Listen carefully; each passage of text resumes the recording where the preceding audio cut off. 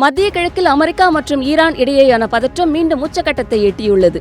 அமெரிக்காவின் அமைதி பேச்சுவார்த்தை முயற்சிகளுக்கு முழுமையான ஒப்புதல் அளிக்காத தெஹ்ரான் தங்களிடம் புதிய வகை ராணுவ தொழில்நுட்பம் இருப்பதாக கூறி எச்சரிக்கை விடுத்துள்ளது. எதிரி படைகளில் பெரும் உளவியல் தாக்கத்தை ஏற்படுத்தக்கூடிய அந்த ஆயுதம் மிக விரைவில் பயன்பாட்டுக்கு வரலாம் என்று ஈரான் கடற்படை வட்டாரங்கள் தெரிவித்துள்ளதாக தகவல்கள் வெளியாகியுள்ளன.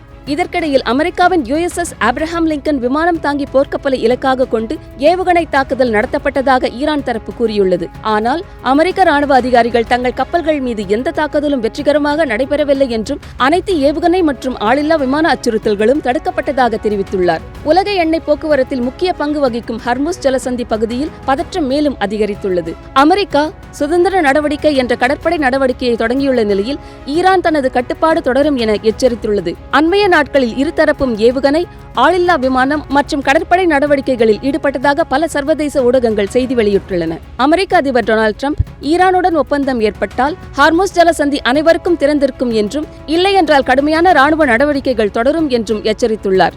இந்த மோதல் நீடித்தால் உலகளாவிய எண்ணெய் விநியோகம், கப்பல் போக்குவரத்து மற்றும் சர்வதேச பாதுகாப்பு ஆகியவற்றில் பெரிய தாக்கம் ஏற்படலாம் என நிபுணர்கள் எச்சரிக்கின்றனர்.